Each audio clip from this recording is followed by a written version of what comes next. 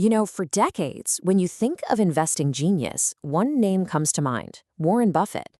But what happens when the guy who built a $500 billion empire gets ready to pass the torch? Okay, let's dive into what is basically a masterclass in how to plan for the future. And that's not just some throwaway line. That is a direct, incredibly honest admission from the man himself. And that one sentence right there really sets the stage for one of the biggest questions in the entire business world. It's the question everyone's been whispering about for years. But now we're finally getting an answer. And it's coming straight from the source. And that answer is exactly what we're going to break down right here.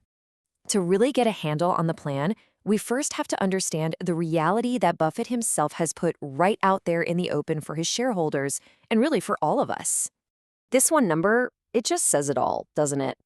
At 93 years old, Warren Buffett is looking at his own mortality with the same clear-headed, practical way he looks at his investments. The time for a plan isn't coming, it's already here. For the very first time, Buffett isn't just hinting about what's next. He's basically laid out the entire blueprint. This completely ends years and years of Wall Street speculation and sends a super clear message. Berkshire is built to succeed long after he's gone. Okay, so before we get to the actual plan, it's so important to understand what Berkshire Hathaway actually is, because let me tell you, it's not like most other companies out there. Not even close. Yeah, don't think of it like a single skyscraper. It's more like an entire city. It's this huge, sprawling collection of totally different companies, all running under one really unique philosophy. And I mean, just look at how different these are. We're talking about the insurance you might have on your car with Geico, all the way to the BNSF trains that haul goods all across the country. This isn't just about replacing one CEO. It's about steering a whole economic ecosystem.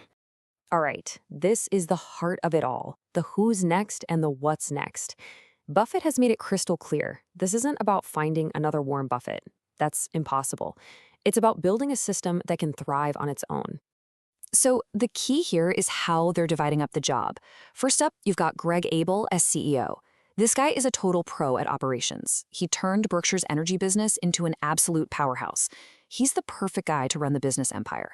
Then you have Todd and Ted Weschler, Buffett's hand-picked successors, to manage that massive investment portfolio.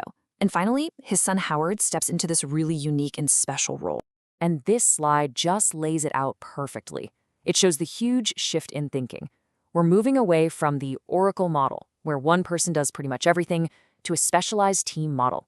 Spreading out the responsibility like this is the whole key to making it work. It's a recognition that Buffett's job, well, it's just too big for any single person to fill. This new structure gets us to the real secret sauce, because the plan isn't just about the people taking over. It's about keeping the company's unique DNA intact. The people are absolutely essential, of course. But you could say Buffett's true final project is making sure that the philosophy of Berkshire Hathaway, its long-term thinking, its ethical core, its focus on real value, that's what has to survive. And this is where Howard Buffett's role is just kind of brilliant. As the non-executive chairman, he's not going to be running things day to day. His job is to be the company's conscience.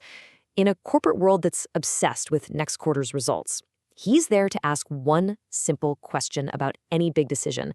Is this what Berkshire stands for? I mean, that's a powerful vote of confidence right there. Buffett isn't just crossing his fingers and hoping for the best. He's telling us that the system, the people, the whole structure, it's all in place and ready to go. He's built the machine, and now he trusts the new operators to drive it. So when you pull all these pieces together, you start to see that this isn't just about a smooth handover. This is an attempt at something much bigger. Something like corporate immortality. This is the ultimate mission statement, not built to perform, not just built to turn a profit, but built to last. Every single part of this succession plan is designed to serve that one powerful goal. Okay, so let's just quickly recap the 4 main things to take away from this. First, all the speculation is over. We have a clear, official plan. Second, the leadership is smartly shifting from one single genius to a whole team of specialists. Third, the real magic here isn't just who is in charge, but the system that's designed to protect the company's culture. And finally, the whole point of this entire thing is to make Berkshire Hathaway a permanent institution. And that's really the thought I want to leave you with. In the end, maybe Warren Buffett's greatest investment of all won't be in a stock, but in a structure and a culture that's designed to keep compounding wisdom long, long after he's gone.